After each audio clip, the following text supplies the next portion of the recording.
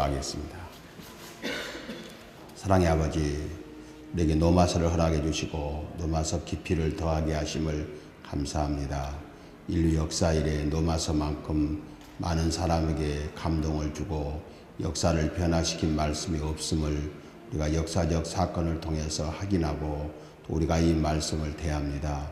우리에게도 큰 변화가 있게 하시고 이 변화로 인해서 우리 주변의 가정과 교회와 나라와 민족의 변화를 불러일으키는 아름답고 능력 있는 역사가 일어날 수 있도록 도와주옵소서. 오늘 또 이 말씀들을 저희들이 살펴보고자 하오니 먼저 바로 깨닫게 하시고 그 깨달은 바가 저희들을 통해서 실천될 수 있도록 역사해 주시옵소서. 함께 하심을 믿사오며 예수님 이름으로 기도하옵나이다. 아멘. 18절까지는 서론이어서 좀 지루하지만 그래도 하나하나 살펴보겠습니다. 오늘은 5절부터 7절까지 하나님의 사랑하심을 잊고 성도로 부르심을 받은 우리들이 어떤 위치에 있는가에 대한 말씀입니다. 복음의 일꾼 사도 바울은 복음에 대하여 다음과 같이 지난 시간에 설명했습니다. 복음은 어떤 시대 상황에 의해서 갑자기 일어난 사건이 아니다. 예수님의 오심은 어떠한 역사의 돌발 사건을 처리하기 위해서 오신 사건이 아니고 구약에서 미리 약속하신 것이요, 또 구약에서 예수님의 오심을 계속 증거된 약속으로 예수 그리스도에 관한 역사가 바로 복음이다. 그래서 지난 시간까지 우리가 예수님에 대해서 혈통으로는 우리가 성육신하신 복음이요, 속죄의 죽음과 승리의 부활로 이어지는 것임을 우리에게 보여줬습니다. 이제 본문에서 바울은 자신이 은혜로 부르심을 입어 이방인의 사도라는 그런 직분을 받았다. 그리고 그 직분에 대해서 순종하는 사람이 되었다고 고백합니다. 그리고 이어서 자신은 복음의 빚진 자인 것을 구체적으로 하나하나 열거하고 있습니다. 그리고 축도로 이어집니다. 우리가 최근에 와서 축도에 대해서 많이 이야기합니다만, 축도는 하나님의 은혜와 평강이 있기를 하나님이 자기 종들의 입을 통해서 선언하신 것이다. 오늘 말씀도 세 가지 주요 사상으로 나눌 수 있는데, 우리가 바울의 사도직은 출처는 예수 그리스도로 말미암았다. 그리고 동기는 은혜로 말미암아 된 것이다. 목적은 하나님께 영광이요 이방인들에게 예수를 믿게 하는 일이다. 이것은 바울뿐만 아니라 모든 사람이 교회에서 직분을 맡았다면 바로 이런 입장입니다. 우리도 우리의 직분의 출처는 예수 그리스도로 말미암고 그 동기는 은혜로 말미암아 된 것이요, 또 목적은 하나님께는 영광이요 우리와 우리 주변 사람들에게 예수를 믿게 하기 위한 것이다. 이런 바울의 자신의 사명에 대해서 자세하게 말해줍니다. 두 번째는 이 세상에서 성도들의 위치가 어떤 것인가를 우리에게 말해줍니다. 하나님의 은혜로 예수 그리스도로 부르심을 입어 교회의 직분을 우리는 맡았다. 하나님의 사랑을 입고 성도로 부르심을 받아 전도자로 세우심을 입었습니다. 이러한 자들은 믿지 않는 자들을 믿게 하고 순종치 않는 자에게 순종하게 하는 것이 우리들의 사명이다. 우리가 먼저 믿지 않는 사람들에게 에베소에 나온 것처럼 그리스도의 풍성을 이방인에게 전하고, 믿는 우리들에게는 하나님 속에 감추었던 비밀의 경륜이 무언가를 알고 그것을 실천케 하는 것이다. 바울이 로마서에서 에베소서에서 그렇게 말하고 있습니다. 그래서 우리가 예수를 믿는 것, 이것은 두 가지 큰 사명이 있는데, 하나는 믿지 않는 사람들에게 그리스도를 믿게 하고 그리스도의 풍성함을 이방인에게 전하고, 믿는 우리들에게는 하나님 속에 감추었던 비밀의 경륜이 무언가를 알려줘서 우리의 믿음을 더 굳게 하는 일이다.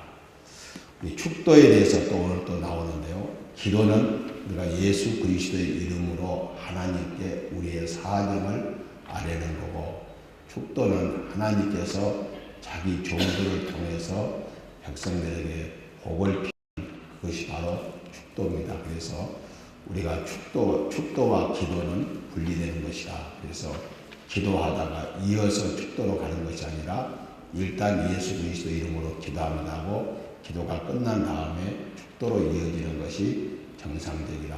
그래서 축도와 기도의 성격은 다른 것을 우리는 다시 한번 확인할 수 있는 말씀입니다. 오늘 5절로 7절 말씀은 비교적 분량이 짧지만 중요한 내용들이니까 하나하나 살피면서 보겠습니다. 먼저 5절 말씀입니다. 5절 말씀, 사도로 부르심을 받고 가장 모범된 사도가 되어 순종한 바울 사도를 본받자.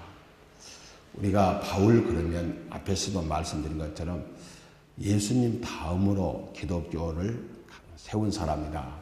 신약 성경이 27권인데 13권이 바울이 써진 것으로 우리가 볼 때 바울은 지난 시간에 말씀드린 것처럼 예수 그리스도의 해설가다. 복음서가 예수 그리스도의 사실을 보도하고 사도행전이 그리스도의 교회가 어떻게 세워졌나 역사적 사실을 가르쳐주고 사도행전부터 유다서까지가 예수님에 대한 해설이라면 그 해설서에 있어서 바울이 차지하는 위치는 가장 크므로 바울을 한마디로 말하면 예수 그리스도의 해설 전문가다. 예수를 가장 우리에게 바르게 가르쳐준 사람이다. 그렇게 우리가 볼 수 있습니다. 그래서 그리스도인들, 특별히 사역자들은 자신은 한없이 낮고 미천한 존재지만 자신이 하는 일은 가장 크고 고상한 사건이다. 우리가 하는 우리들의 위치는 가장 낮고 미천한 사람들이지만 우리 속에 담겨진 복음은 가장 값진 것이요. 이 값진 복음을 실천하고 증가할 때 우리는 존귀한 사람으로서 하나님 앞에 인정을 받는 것이다. 그래서 우리가 이 말씀을 표현할 때 보배를 질그릇에 담았다. 질그릇은 그 자료가 흙이고 흔한 흙이고 깨지기 쉽지만 우리 속에 복음이 담겨졌기에 우리를 다시 한번 가치를 평가 절상시킨다. 그렇게 우리가 볼 수 있습니다. 5절 말씀을 봅니다.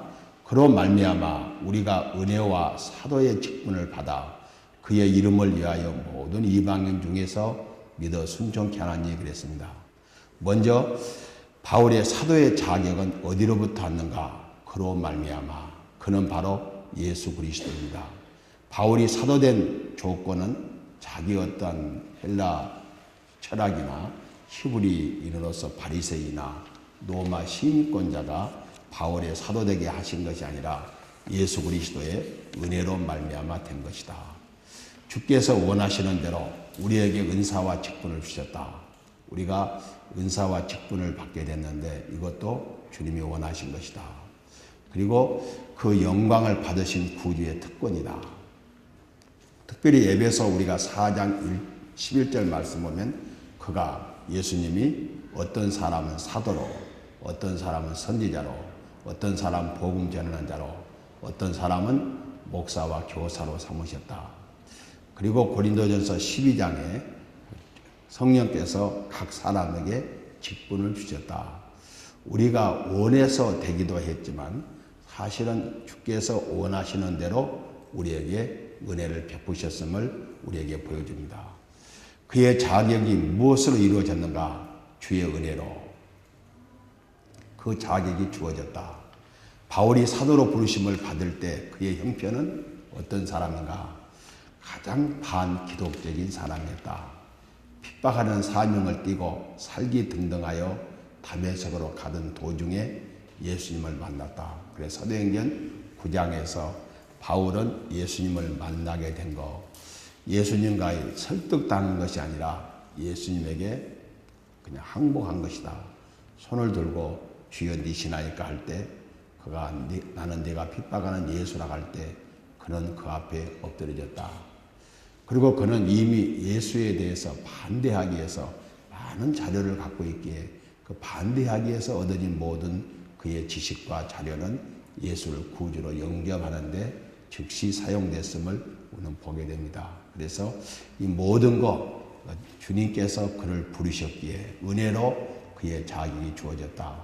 오늘 내가 목사 되고 여러분이 권사나 집사 되신 것은 어떤 사람보다 특출해서가 아니라 주께서 은혜로 우리에게 주어진 것이다. 또 새롭게 우리가 금년에 직분을 우리가 다시 한번 권사와 안수집사를 세우려고 하는데 그것도 하나님의 은혜로 세워진 것이다. 무엇을 위하여 이 은혜로운 직분을 주셨는가? 그 이름을 위하여. 첫째는 그의 이름을 위하여. 두 번째는 믿어 순종케 하려고 이렇게 말하고 있습니다. 먼저 그의 이름을 위하여. 이름이란 예수의 이름을 말하며 그 이름은 인격을 대변한다. 이름이 있는 곳에 인격이 있다. 이방 선교는 그리스도 하나님의 이름을 높이는 데 연결되어 있고 하나님이 이 땅에 그 이름을 높이는 데 연결되어 있고 보냄을 받은 자는 보내신 이의 이름을 전하는 것이다. 그래서 사실은 우리가 교회에서 목사가 되면 종이 되기 때문에 목사의 성공은 어디에 있는가? 주님이 기뻐하시고 주님이 원하시는 대로 일하면 성공이고 주님이 원치 않는 방향으로 한다면 아무리 세상 사람들에게는 덕망이 있게 보여도 성공한 것이 아니다. 그의 보내신 이의 뜻을 그대로 전하는 일입니다. 더 나아가서 예수의 이름을 믿는 그들이 예수 이름을 믿고 믿어 순종케 하기 위해서다. 우리 밑에 내려와서 보면 본문에 믿어 순종케 함이란 말씀의 본래의 뜻은 신앙은 복종에 들어가기 위해서라고 말한다. 오늘날 민주화된 시대에 복종이란 말은 사람들이 싫어합니다. 특별히 우리가 여성과 남성에 대한 이야기가 아니라 남편과 아내에 대한 이야기.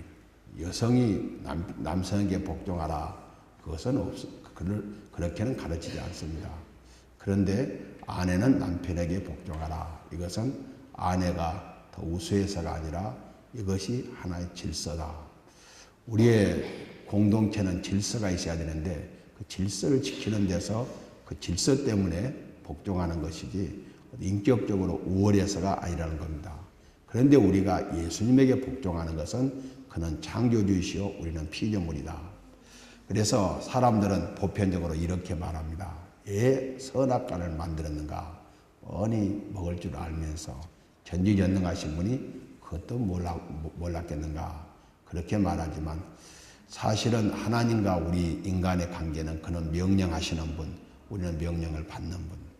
우리가 아버지와 아들, 어머니와 자녀 관계, 부모와 자녀 관계에서 이것이 이렇게 역순이 되면 곤란합니다. 끝까지 부모는 부모고 자녀는 자녀듯이 하나님과 인간 관계가 피조물과 창조주의 관계를 계속 유지하는 데는 거기에 상응한 질서가 있어야 되는데 그 질서가 법이요. 그 법이 바로 선악과에 있다는 것을 우리는 알고 있습니다. 그래서 우리가 복종이란 그렇게 싫어하는 것이지만 우리가 인간과 인간 사이에는 평등을 이야기하지만 우리가 질서는 분명히 있어야 되고 그 질서는 창조주와 피조물의 질서를 우리는 지키기 위해서 그래서 창조의 질서를 회복하기 위해서 우리가 복음이 들어가는 곳마다 그렇게 된다. 우리가 사도행전 누스드라에 가보면 복음이 들어가면 바로 어떤 질서가 생기는가. 창조주 하나님은 절대적으로 계시고 그 밑에 인간이 있고 그 아래 우주가 있는데 사람들은 사람이 다른 자연현상을 섬기는 그런 것들은 창조의 질서를 교란하기 때문에 복음이 들어가면 창조의 질서가 회복된다. 그런 면에서 우리가 믿어 순종케 한다는 이야기가 그렇게 역겨운 이야기가 아니라 당연한 질서의 이야기다. 우리가 창조주 하나님께 우리가 어느 때는 인지가 발달하면 하나님도 능가한다고 생각하는 것 자체가 범죄인 것을 우리에게 보여주고 있습니다. 그래서 우리가 넘어가서 보라 복종할 자에게 복종을 거부하고 절대 자유에 이르게 한 자들. 하나님의 권능에서 국가의 권능에서 혹은 부모의 그 권위에서 벗어나려고 온갖 애를 쓰고 초조하지만 그들에게 돌아온 것은 무언가? 우리가 이 질서를 파괴하고 하나님에게까지 복종의 의무를 우리가 싫어하고 혹은 국가나 혹은 부모에게까지 그렇게 한 것들의 결과는 뭔가? 돈의 노예, 증오의 노예가 되어 인간의 가장 기본적인 애와 본질도 상실했지 않는가? 이런 점에서 우리가 복음을 위해서란 말은 바로 그 이름을 전하고 많은 사람들이 그 이름 앞, 그 권위 앞에 복종하게 하는 것이 우리들의 일이다. 그래서 우리가 시편 112편 말씀 할렐루야 여호와를 경외하고 그 계명을 크게 줄여가는 자가 복이 있다. 우리가 하나님의 계명을 즐겁게 복종하는 것만큼 우리에게 참 행복이 없고 여기서 우리는 질서가 회복되고 하나님 앞에 감사하게 된다. 사람은 복종해야 할 것에 복종할 때만 비로소 참 자유와 독립의 사람이 될 수 있다. 이것을 사람들은 오해하고 착각합니다. 모두에게 인간이 최고가 되기를 원하는데 우리는 창조의 질서는 모든 피조물은 다스리되 반드시 하나님 앞에서는 부복해야 된다. 복종해야 된다. 이것을 우리에게 말해줍니다. 그래서 그러나 여기서 말하는 신앙의 복종은 압제나 협박을 포함하는 것이 아니라 영의 즐거움을 하는 복종이다. 이것은 세상에서 폭군 앞에 족복들 앞에서 그렇게 그런 두려움, 압제를 하는 것이 아니라 영의 즐거움. 우리가 서로 부부간에 서로의 질서를 유지하는 것은 사랑의 극치여서 누구든지 아내를 사랑하는 자는 곧 자기를 사랑하는 것이다. 그렇게 말하듯이 하나님 앞에 복종하는 것만큼 즐거움이 없는 것이다. 이런 것들을 우리가 먼저 체득하고 먼저 경험하고 이 경험된 사실들을 우리 주변 사람들에게 스며들게 하는 일이 우리의 사명인 것을 보게 됩니다. 교훈을 봅시다. 오늘 나에게 주신 직분도 주께로 말미암아 은혜로 주신 것이다. 예수의 이름을 영화롭게 여겨 주신 것이니 바울처럼 우리가 이 사명을 잘 감당할 것이다. 오늘 우리에게 주신 사명, 이 사명도 바울처럼 그 이름을 영화롭게 하기 위해서. 그래서 우리의 주님 가르친 기도의 첫 내용이 뭡니까? 오 주여 나로 하여금 당신의 이름이 거룩히 여김을 받기 원합니다.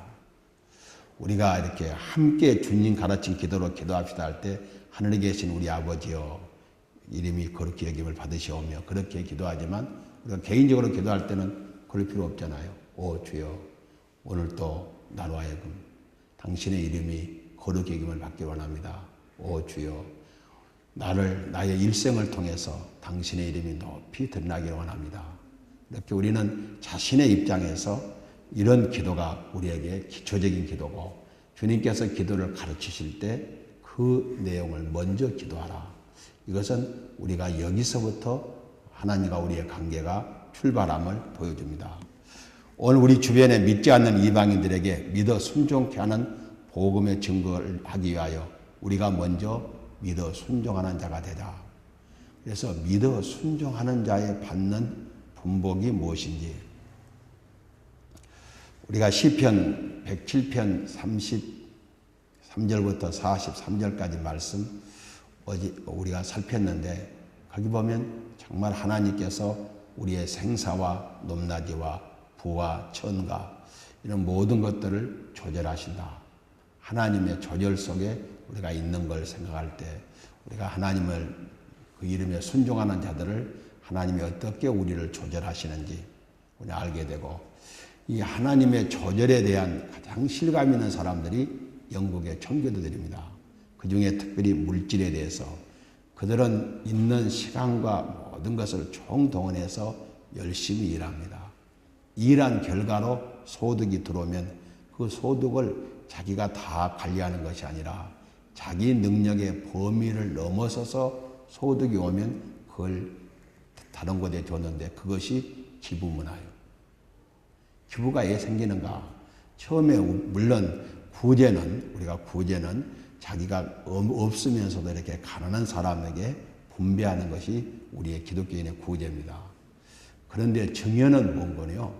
자기가 생각할 때 남들이 볼 때는 모자란 것 같은데 저 사람이 최소한도 30평형에서는 살아야 될 사람인데 그렇게 생각하는데 본인은 그렇게 생각하지 않고 나는 20평대가 적합하다. 그리고 소득이 되면 30평으로 늘리려고 하는 게 아니라 그걸 기부합니다.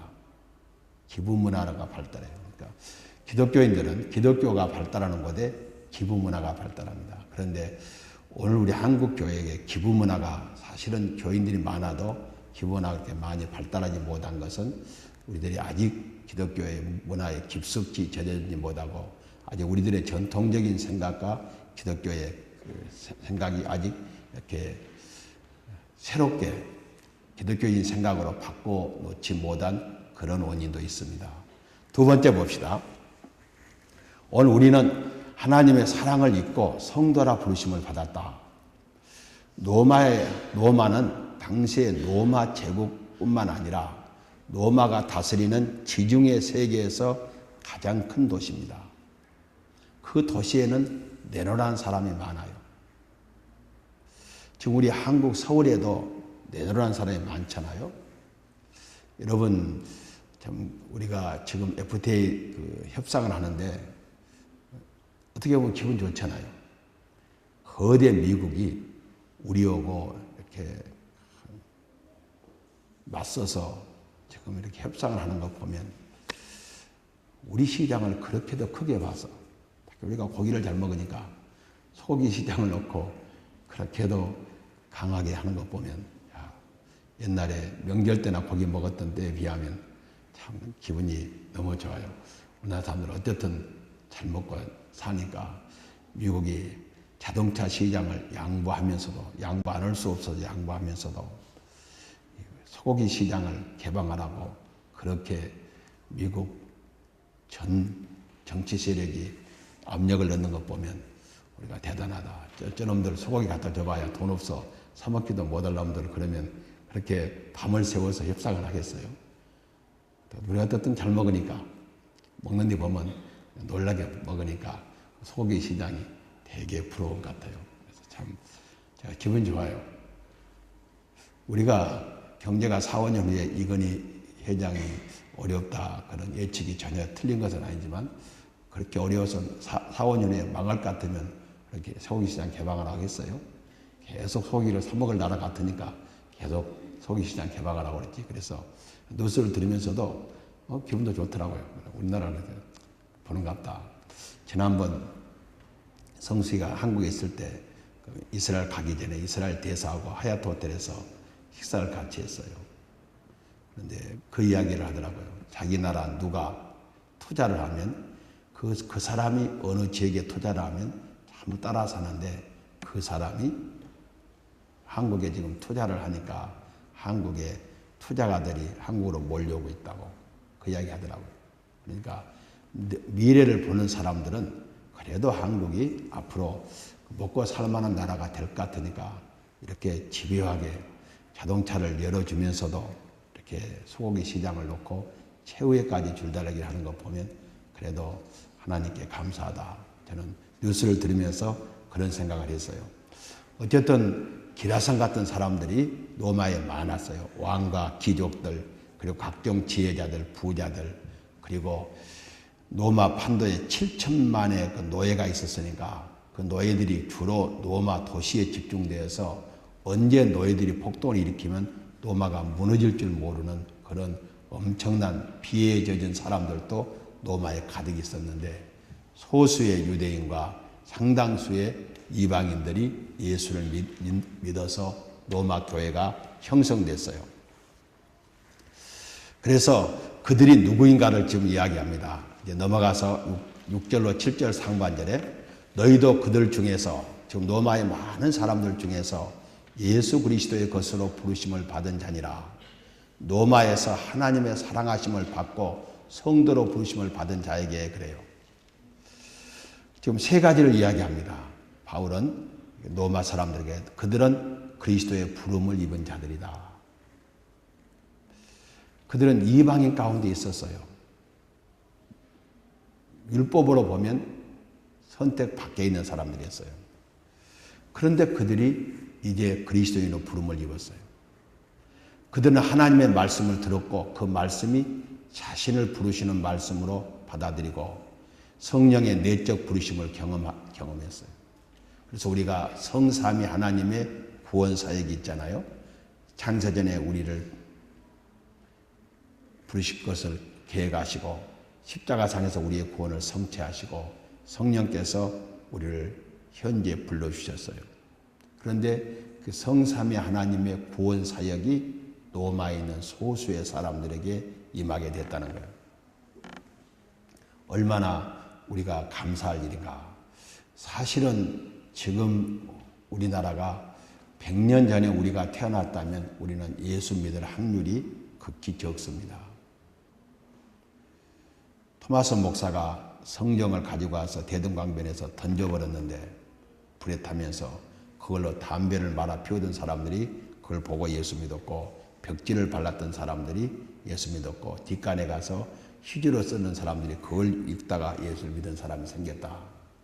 그런데 오늘은 물론 사람들이 마음이 강팍해져서 웬만한 것 갖고는 믿지 못하지만 모든 서점에 성경이 없는 서점이 없고, 지금 어떤 방송에서도 기독교에 대한 설교를 들려면 채널만 조금만 바꾸면 그냥 나오는 그런 시대에 우리는 지금 태어나서 복음을 받아들이기에 가장 좋은 적기에 태어났다.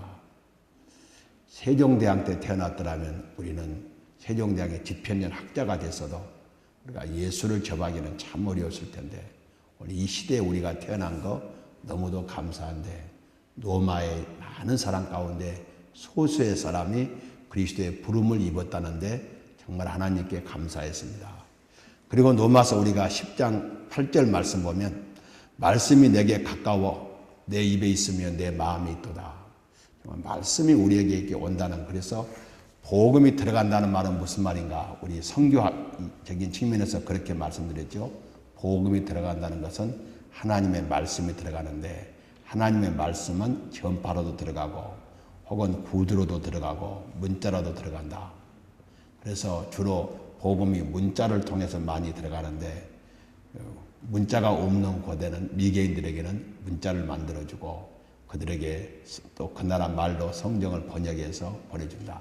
그래서 우리나라 사람들이 지금 영국에 본부를 둔 성서 번역 선교회로 많이 지망을 하는 것은 그 나라 말이, 그 지방 말이 성경이 번역되지 않았고 앞으로 20년 이내에 그 중앙 정부의 그 나라 국어가 그쪽으로 들어와서 사람들에게 알려지지 않을 정도라면 그 사람들의 언어로 성경을 번역해 줍니다. 그래서 지금 성경이 가장 많은 말로 번역되어 있다. 그래서 우리가 복음을 받을 수 있다는 사실 자체는 하나님의 말씀이 우리와 일단 접근했다는데 우리는 복된 시대에 태어났고, 그 말씀을 들어서 믿었다는데 우리가 참 복된 것이다. 이것이 믿고 난 후에 믿음과 불신이 어떤 결과를 가져오냐를 결정할 때 엄청난 축복을 받은 것이다. 그리고 그들은 하나님의 사랑을 입었어요. 로마에 있는 성도라고 하지 않고 로마에서 하나님의 사랑하심을 받고 그랬어요. 성도에게는 하나님의 사랑을 입은 것 이상 더 큰 축복이 없다는 거예요. 아이들이 부모의 사랑 속에서 자라는 것만큼 더 큰 축복이 없잖아요. 영아가, 어린아이들이 부모의 사랑과 축복을 받고 자라는 것처럼 더 복된 것이 없는 것처럼, 우리가 지금 하나님의 사랑 속에서 자라고 있다는 것만큼 복된 것이 없는데, 로마에 있는 사람들이 소수가 하나님의 사랑하심을 입은 사람들이 된 것을 생각할 때 얼마나 감사했다는 거예요. 그래서 우리 요한복음 3장 16절 성경 전체의 요약이죠. 하나님이 세상을 이처럼 사랑하사 독생자를 주셨다. 이는 믿는 자마다 멸망치 않고 영생을 얻는다. 또 우리가 요한일서 3장 1절 말씀도 잘 외우는 말씀입니다. 보라, 아버지께서 우리에게 어떤 사랑을 주사 하나님의 자녀라 일컬음을 받게 하셨는고. 그리고 그러하도다고 정말 딱 찍어요. 설명할 수는 없지만 정말 우리가 하나님의 사랑하는 자녀로 부르심을 입은 가정을 나 자신을 생각해 보고 여러분 우리 모두가 함께 생각해 보면 얼마나 은혜인가. 저는 생각할 때마다 하나님께 감사하기를, 예수 믿는데 진통이 없었다는 거예요. 왜 진통이 없었는가? 뱃속에서부터 예수 믿는 어머니에게서 태어났기 때문에 예수를 믿는데 진통이 없었어요. 믿어야 되는지 안 믿어야 되는지 그 진통이 없었어요. 그리고 다른 사람들은 그렇게 태어났어도 그렇게 진통을 했다는데 저는 좀 어리석어서 그런지 그런 진통이 없어요. 성수이가 언제 그러더라고요. 큰오빠한테 나는 5학년 때 믿어야 되느냐 안 믿어야 되느냐 진통을 했는데요. 오빠는 대학생 돼갖고 이제 와? 그러니까 바보 같은 거 네가 뭐 알아? 그러더라고. 나는 우리 애들이 느끼는 진통도 없었어요. 믿어야 되는지 안 믿어야 되는지 한 번도 그런 진통을 느끼지 않고 안 믿으면 죽는 것을 말았지. 내가 믿어야 되는지 안 믿어야 되는지 그런 진통이 없어서 그렇게 신앙에 용기는 좀 없는지 몰라요. 그런데 정말 어떠한 사랑으로 우리가 하나님의 자녀라고 일컬음을 받게 되었는가 생각하면 이것만큼 놀라운 일이 없었다는 거예요. 그리고 이제 그들은 거룩하기 함을 위하여 구별됐어요. 성도란 특별하고 탁월한 신앙의 사람들에게 전용되는 말이다. 하나님께서 부르시기 전에는 일반 사람과 동일한 죄인들이었다. 부르심을 입은 저들과 구별된 사람이 됐는데 여기서 우리 호시오스와 하기오스에 대해서 우리가 깊이 살필 내용이 있습니다. 성도라는 것은 본래 오류가 1.1획도 없는 호시오스가 아니라 하나님께서 거룩히 쓰기 위해서 구별해 놓은 하기오스란 거예요. 이것을 가장 잘 이야기한 것은 뭔거니요? 똑같은 나무를 사무실 의자를 만들면 사무용이에요. 그런데 교회 의자를 만들면 성구요. 거룩한 물건이 돼요. 우리가 똑같은 죄인인데 하나님의 백성으로 구별해 놓으니까 우리는 성도가 됐고 저들은 하나님 구별해 놓지 않으니까 저들은 일반 사람이 된 거예요. 그러니까 우리와 저들이 뭐 본질적으로 차가 아니라 우리는 다 본질적으로 진노의 자녀인데 하나님이 쓰시기로 작정해서 구별해 놓으니까 성도가 된 거예요. 이 의자가 교회에 있으니까 성구지 극장에 있으면 극장 의자예요. 관람용이에요. 우리가 왜 성도인가, 왜 거룩한 사람, 무리들인가?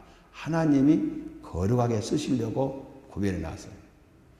교회에 들어오면 성구가 되잖아요. 밖에 나가면 거기에 용도에 따라서 이름이 붙여지고 사무용이든지 공연용이든지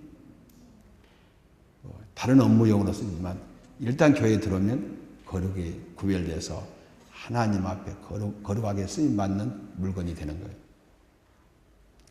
우리가 이 점에 다른 사람들한테도 오해 않도록 인식을 시켜줘야 돼요. 그들은 우리 본질 자체까지 우리는 지금 거룩에 가는 성화의 단계에 있지 우리가 뭐 확 변한 사람으로 안 봐요. 그러니까 예수 믿는 사람들은 함부로 건들면 피 본다고 이야기해 줘야 돼요. 함부로 건들면. 그렇잖아요. 예수 믿는 사람에게도 아직 우리가 완전히 거룩해 졌다면 그래 그러는데 그냥 아직 덜 거룩해 졌기 때문에 여기 나오지. 죽어? 그 말이 나오잖아요.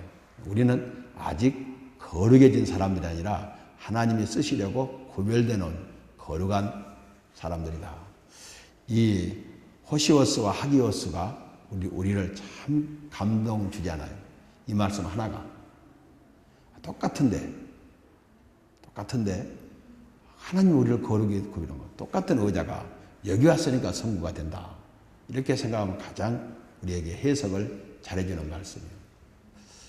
그래서 남들이 네가 무슨 집사냐, 네가 무슨 권사냐, 네가 목사냐 그래도 우리는 싱긋이 웃어야 돼요.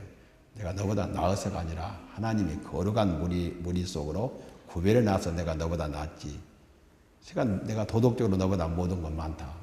부모 공정에도 너보다 떨어질 수도 있고 국가에 세금 내는 것도 너보다 진실성이 덜할 수도 있다. 그러나 하나님은 나를 거룩하다고 구별해 놨는데 누가 감히 시비하겠느냐. 우리를 어렵다 하시니 하나님이신 누가 우리를 정죄하리요. 그랬기 때문이에요. 그러므로 성도라 부르심을 입은 자들은 주위에 죄 많은 사회로부터 구별됐고 자신의 옛사람, 육의 사람으로부터 구별된 자들이요. 성결케 하시는 성령의 충만함을 받은 자들이요. 말뿐 아니라 성품에도 거룩한 삶을 살도록 하나님이 우리를 조성해 주고 계시고 거룩한 하나님을 증거하는 언행을 가진 자이기 때문에 우리는 거룩한 자다. 그래서 마냥 우리는 저들과 같아지는 게 아니라 점진적으로 조금씩 우리도 모르게 달라진다는 거예요. 우리는 여기서 그리스도의 특권과 의무를 발견하게 된다. 하나님은 우리를 사랑하심을 잊고 그리스도의 부르심을 받은 성도가 되었다. 이것이 세상 그 무엇보다 귀한 신분이요 영광이요 자랑이요. 그러나 이 특권에는 조금 못지않게 의무가 따른다는 거예요. 우리가 거룩함을 유지하면서 그 이름을 위하여 바울처럼 헌신해야 된다는 거예요. 우리가 거룩함을 유지하는 일, 이것도 우리가 결코 놓쳐서는 안 될 것을 말해줍니다. 오늘 교훈의 말씀은 우리가 예수 그리스도를 통해서 하나님께 받은 은혜를 생각해 보자. 신자는 하나님의 사랑 안에서 사랑으로 예수 그리스도께 속한 사람으로 부르심을 받은 성도라 부르심을 입었다. 그리고 내가 하나님 앞에 받은 사랑들을 한번 헤아려 보자는 거예요. 예수 그리스도를 믿는 사람은, 신뢰하는 사람은 죄와 구별된 성도인 것이다. 그리고 구원은 우리가 하나님을 위하여 무엇을 하는 것이 아니라, 무엇을 함으로 얻는 것이 아니라 우리가 그리스도를 신뢰할 때 은혜로 말미암아 구원받게 되어 그분의 평화를 경험하게 된 것이다. 이것이 기독교와 타 종교의 다른 점이다. 그래서 타 종교는 자력 종교입니다. 자신의 힘으로 어느 경지에 올라가야 되지만 기독교는 타력 종교예요. 다른 힘으로 성령의 역사로 하나님의 은혜로 우리가 거룩해진 것이다. 그리고 우리는 거기에 따라가게 될 때 우리가 그 거룩의 신의 정품에 참여하게 된다. 마지막 축도 문제입니다. 뒤에 부분이 좀 많으니까 잠깐 뒤에 부분 서론까지는 이 시간에 하겠습니다.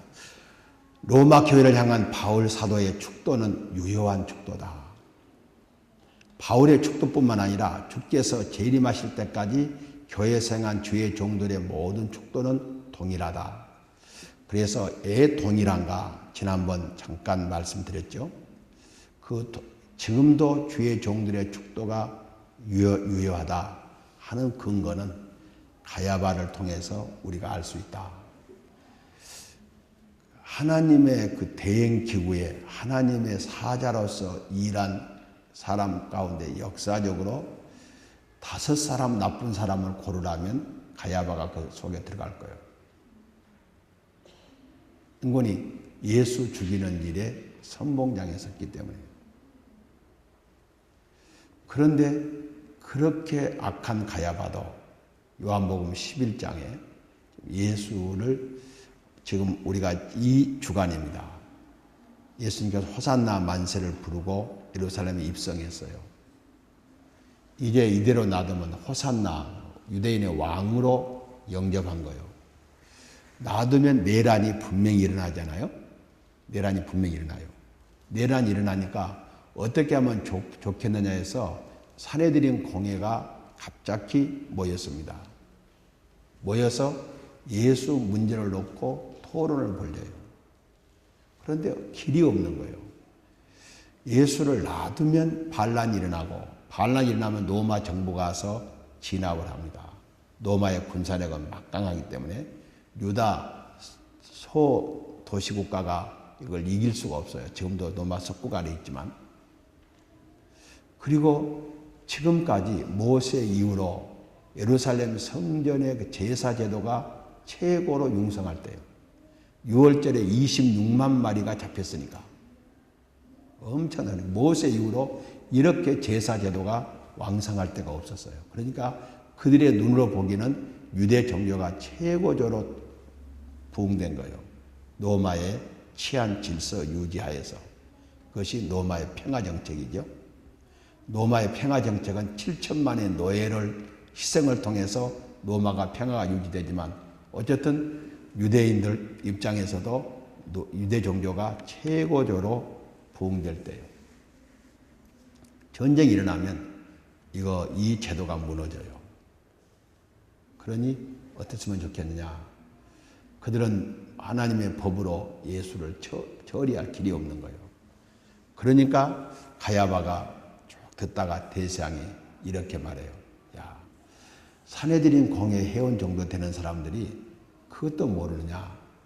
예수 한 사람을 죽여서 민족을 이해하는 길이라면 예수 한 사람을 죽이는 것이 가하지 않느냐. 예수에게 죽일 제목은 못 찾았어요. 산헤드린 공회가 샅샅이 조사를 했어도 예수에게 죽일 제목은 못 찾았지만 예수를 한 사람을 죽이다가야 예수만 죽이면 구심점이 무너져서 예수를 왕으로 삼으려는 세력들은 자연히 흩어지니까 그러면 오늘의 평화를 유지할 수 있다. 그래서 그 결정을 하고 예수를 계계로 어떤 속임수를 써가지고 예수를 걸려서 예수를 잡아 죽일 연구를 했어요. 그런데 명절 전에는 말고 명절 후에 하자고 결정을 했어요. 그 결정에 대해서 뭐라고 말한 거냐? 가야바가 그의 대제사장이므로 예수가 어떻게 죽을 것을 미리 말해요. 자기 한 사람이 죽어서 온 민족을 위해서 죽는 예수의 죽음의 성격을 많은 사람이 있어요. 아니 아리마다 사람 요셉도 있고 니고데모도 있고 그렇게 공포를 할 만한 현역 의원도 있고 전직 의원도 있고 사내들인 공회 현역 의원 아리마다 사람 요셉 전직 의원은 니고데모 그러니까 이런 사람을 통해서도 선언할 수 있는데 하나님은 예수의 죽음의 성격을 그의 대제사장에게 맡겼어요. 제가 이렇게 구차하게 설명을 하는 이유가 뭔 같아요? 혹시 저를 신뢰하지 않고 축도 시간에 딴 생각할까 무서우니까 제가 교인들이 그냥 100% 아멘 그럴 것 같으면 내가 못 알아 이거 설명하겠어요. 설명할 필요가 없지. 혹시 똑똑한 사람들이 어디로 간 사람이 아니고 똑똑한 사람들이 그 목사 축도는 하나님이 허용하지 않은 축도야. 그럴까 무서우니까 가야바 이야기를 들어준 거예요. 그래서 가장 타락한 사람도 하나님이 쓰시는 종이기 때문에 그 종을 통해서 예수 사역을 선포했어요. 그렇기 때문에 주님이 오시기 전까지 주의 종들의 입을 통해서 선언되는 축도는 반드시 하나님이 믿는 자에게 실현시키신다 하는 내용이에요. 이건 꼭 여러분 믿고 축도 시간에 축도를 진지하게 받아야 된다는 거예요. 내용은 하나님 우리 아버지와 주 예수 그리스도로부터 은혜와 평강이 있기를 원하노라. 성도의 축도의 근원은 하나님 우리 아버지와 주 예수 그리스도로부터입니다. 그래서 축도의 근원은 아버지 하나님께로부터요. 우리가 28장 찬송 복의 근원 강림하사 복의 근원이란 말은 어디서 나온 겁니까? 창세기 12장 1절로 3절에 내가 복의 근원이 될지라 그랬죠. 복의 근원 너로 인해서 복의 근원이 된다. 메시아 출생을 말했죠. 복의 근원 되신 하나님. 또 축도의 중보자는 예수 그리스도요. 축복의 전달자 관리자요. 그분의 속죄로만 이루어지고 그분의 이름으로만 기도가 상달돼요. 축도의 내용은 은혜와 평강이 있기를 원해요. 우리가 늘 기도할 때 마지막 끝날 때쯤 되면 여러분이 이런 기도를 해야 돼요. 하나님 오늘도 나에게 우리 가족에게 하나님의 은혜와 평강으로 더해 주옵소서. 은혜와 평강이 얼마나 중요하기에 주의 종들의 입을 통해서 축도 시간에 하나님께서 선언하신 것을 보면 우리에게 있어야 될 것이 하나님의 은혜, 그 은혜에 이어지는 평강이 있어야 되는 거예요. 은혜란 뭔가? 은혜란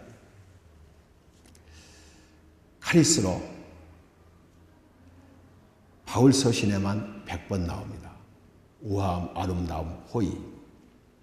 그런데 여기서 말하는 것은 호의입니다. 호의란 뭔가? 죄의 형벌로부터 자기 백성을 구원하시고 그 백성의 마음에 성령의 역사로 변화를 일으키시고 하나님의 아들의 영광에 이르게 하시는 것을 호의라고 말한다. 그런데 그 호의가 자격이 있어 하는 것이 아니라 하나님의 일방적이기 때문에 그 호의를 베푸시는 것은 하나님의 주권적 역사예요. 우리가 주권적이란 말을 제가 설교 시간에 할 때 설명을 드리지 않아도 여러분 주권적인 하나님의 주권적 역사다 그러면 주권은 뭡니까? 우리가 대한민국의 주권은 국민에게 있고 모든 권력은 국민으로부터 나온다. 그렇게 말할 때 주권은 대내적으로 최고고 대외적으로 독립성이죠. 헌법에서 말한 주권은 뭔 거냐? 대내적으로 최고요. 최고의 권력을 주권이라고 말하고 대외적으로는 의존적인 것이 아니라 독립적인 거예요. 하나님의 주권적 통치라고 말은 하나님이 독자적으로 취하시는 역사를 누구의 간섭도 없이 누구의 어떤 의식을 하지 아니하시고 하나님이 직접 역사하시는 통치를 주권적 통치라고 해요. 그러니까 나를 택하신 것은, 나를 하나님이 자녀 삼으신 것은, 내게 은혜를 베푸신 것은 하나님의 주권적 역사예요.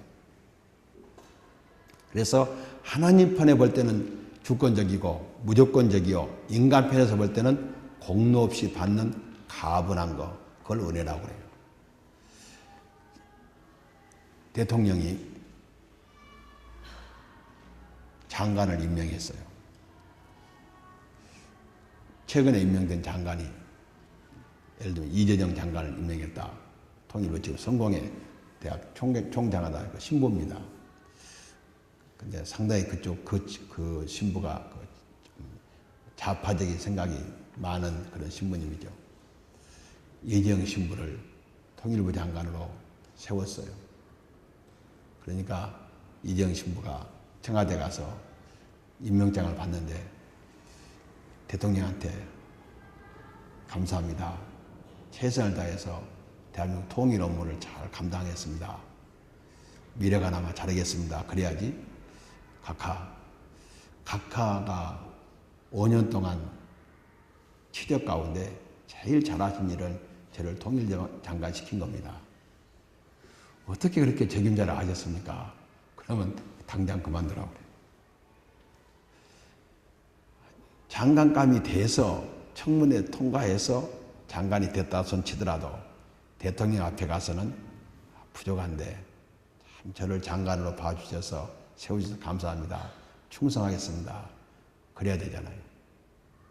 하나님이 우리를 택해 주셨어요. 택해 주셨는데 아무리 봐도 우리 교회에서 하나님이 선택 가운데 나를 제일 잘 선택 같아요. 다른 사람을 선택했더라면 큰일 날 뻔했거든요. 하나님 나를 잘 선택하신 거 정말 잘하셨습니다. 그러면 안 돼요. 아무 가치 없는 사람이, 받을 수 없는 사람이 받았다고 생각하는 것이 은혜예요. 은혜는 내 편에서 뭐냐? 당연한 것이 아니라 가분한 거예요. 하나님 편에서는 주권적이고 내 편에서는 가분한 거예요. 현재 내가 가지고 있는 받은 것이 그걸 은혜 받았다고 그래요. 은혜 받았다 그 말은 가분한 것을 받았다는 거예요. 당연한 거 받은 거 아니에요. 내가 받을 만한 거 받았습니다. 그거 아니고 가분합니다. 정말 죄송하고 감사합니다. 이것이 은혜예요. 그런데 제가 생각할 때는 그래요. 다른 부족한데 하나님이 이런 은혜를 주었다면 제 생각은 이렇게 말해요. 사실은 부족한 게 아니라 내가 하나님이라 당신 먼저 주겠어. 그런 사람 있잖아요. 부족하다고 하면 당신 사실은 부족한 게 아니라 내가 하나님이라 당신 먼저 주지 누구 주겠어. 그런 사람은 부족하다고. 진짜 누가 봐도 자기가 봐도 남이 봐도 하나님의 은혜다는 사람은요 그렇게 생각 않고 하나님이 선택 잘하셨지 그렇게 생각한다는 거예요. 이것은 그렇게 생각하는 것은 은혜 받은 사람이 아니에요. 은혜 받았다는 사람은 바로 가분하다 그렇게 느끼는 사람이다. 은혜를 받은 사람은 따라오는 것이 뭐예요? 하나님 아버지와 주 예수 그리스도를 쫓아 평강이 있기를 원해요. 은혜를 입었을 때 마음속에 평강이 있게 되는데 이 평강은 그리스도를 통해서 하나님과 화목하는 데서 얻어져요. 우리가 가정에서도 서로 화목할 때 평화가 오듯이 이 평강은 하나님과 우리 사이가 정말 화목해질 때 얻어진 결과입니다. 마치 은혜가 물의 원천이라면 평강은 원천에 나오는 물줄기 같아요. 그래서 히브리서는 이건 살롬이에요. 그래서 저수지가 은혜라면 흐르는 물은 평강이에요. 그래서 은혜와 평강은 딱 잘라서 존재할 수 없어요. 은혜를 받지 못하면, 은혜가 끊기면 평강은 존재할 수 없죠.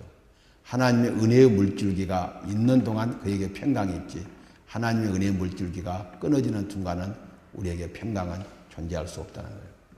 그래서 내가 지금 평화를 유지하고 있다, 평강하다, 그것은 은혜 중에 있다는 내용이에요. 그래서 그런 의미로 이것을 지금 연결하고 있어요. 내가 불안하다 그런 것은 내가 은혜 안에 있지 못하다, 은혜를 내가 만끽하지 못하고 있다. 너는 왜 항상 오니? 슬퍼도 눈물 나도 남들은 모를 거야. 엔지 좋아, 항상 좋아. 무엇이 그리 좋은지 나도 알게 다오. 그런 입장, 남들이 보기에는 전혀 평화롭지 못한 사람 같은데 평화를 소유한 사람은 은혜 중에 있기 때문이다. 은혜가 오면 평강으로 이어진다. 은혜가 끊기면 평강이 소멸된다 하는 것은 우리들의 삶 속에서 벌어지는 것이어서, 이렇게 생각하면 축도 시간에 좀 관심이 좀 더 많이 가죠. 단순한 게 아니라 은혜가 끊기면 평강이 없어지고, 평강은 은혜를 통해서 이어지는 것이다. 그리고 은혜는 가분한 거, 하나님이 내게 가분하게 주시는 거. 오늘 말씀도 내게 가분해요. 정말 하나님이 주권적으로, 이렇게 따지면 안 되니까, 계산하면 내 차지가 안 되니까 하나님이 주권적으로 나에게 일방적으로 밀어줬어요. 그것이 은혜예요. 가분하게 받았어요. 그거 받아놓고 보니까 참 평강이 있다는 거예요. 그래서 오늘 우리들은 축도를 들을 때마다 그 생각을 해야 돼요. 하나님, 오늘도 가분하게 하나님 내게 은혜를 주셨습니다. 그 은혜를 받은 사람은 결코 불안하지 않아요. 하나님으로부터 받은 은혜는 우리에게 반드시 평강을 우리에게 생산하게 하고, 그 평강이 뭐예요? 내가 주는 물은 너희 속에 영원한 생수가 될 것이다. 끊기는 것이 아니라 계속된 생수로서 역할을 한다고 그래요. 이 말씀을 잘 생각하시고 여러분들이 축도 시간에 그런 자세로 받으면 정말 하나님의 은혜가 넘치고 평강의 삶을 살 수 있어서, 그 은혜 받은 사람이 무엇은 안 하겠어요? 지난번 손민환 교사한테 우리가 뭐 공부했죠? 손민환 교사가 뭐 강의했어요? 우울증. 최소한 우울증은 안 그럴 거 아니에요? 우울증 정도는 은혜와 평강이 있는 사람에게 우울증은 안 오지.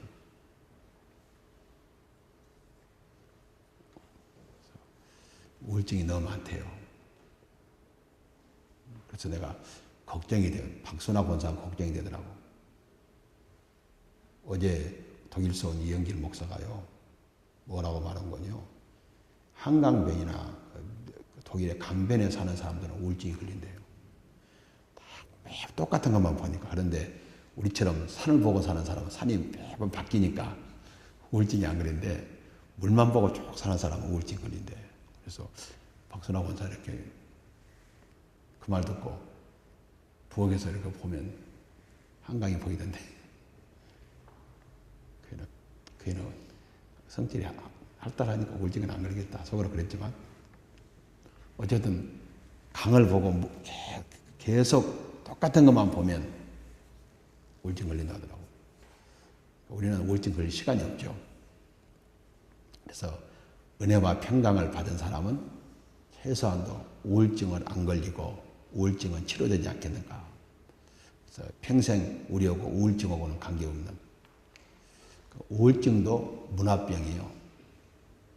제가 농고 다닐 때요, 이만한 창고가 있어요. 이 정도 창고가 있는데, 창고에다요 기계 홀대를요 한 10대 갖다 놓고요 막 나락을 기계로 하든가, 그러면 먼지가 가득 차잖아요. 우리들이 폐병 걸린다면 우리 작물 선생이요, 야 이놈들아, 폐병은 문화인병이다. 농군이 폐병 걸린 거 봤냐? 마을에서 선비들이 폐병 걸리지 농군이 걸린 거 봤냐? 가만히 듣고 보니까 농사꾼의 폐병은 안 걸리잖아요. 문화인병이니까 누구든지. 농거생이 무슨 폐병이냐고요. 절대 안 걸린다고. 우울증도 문화인병이에요. 문화수준이 좀 있어야 걸리지. 전혀 문화생활을 할 수 없는 사람 같으면 우울증 걸릴 시간이 없죠. 우선 다급하니까. 어쨌든 우리는 그런 기초적인 것들은 이겨낼 수 있다. 축도 다시 이제 마지막입니다. 애침인가 단순한 소원인가 유효한 선언인가. 축도는 하나님께서 사도를 통해서 선포하신 능력 있는 권위 있는 선언이다. 오늘 우리에게 예배의 마지막 축도는 그날 선포된 말씀을 믿고 신령과 진정으로 예배드린 자에게 하나님께서 그 종을 통하여 선포한 능력 있는 선언이므로 믿음으로 받아들이면 하나님이 그대로 시행하신다. 이제 기도와 축도를 마치고 그냥 이 단원을 마칩니다. 기도와 축도를 분명히 구별합시다. 기도는 주 예수 그리스도의 이름을 힘입어 그 이름으로 하나님께 아뢰는 것이다. 이 기도는 응답이 약속됐어요. 예수께서 내 이름으로 무엇이든지 내게 구하면 내가 시행하리라 그랬어요. 또 예수님께서 거듭 약속해서 지금까지 너희가 내 이름으로 아무것도 구하지 아니하였으나 구하라 그리하면 받으리니 너희 기쁨이 충만하리라. 그래서 기도는 믿음으로 구하면 하나님은 주신다고 약속했고 축도는 우리가 드리는 기도가 아니라 하나님께서 주의 종들을 통해 주시는 것이다. 기도는 믿고 아뢰고 축도는 믿음으로 받아들이는 거예요. 그러니까 기도는 우리가 아뢰는 거고 축도는 받아들이는 것이다. 우리가 아뢰고 받는 거, 이것이 기도와 축도가 다르다. 그래서 우리가 하나님께서 선언하시는 은혜와 평강을 선언하시는 그것을 그대로 받아들여서 하나님의 사람으로 온전하게 되는 것이 우리들의 사명입니다.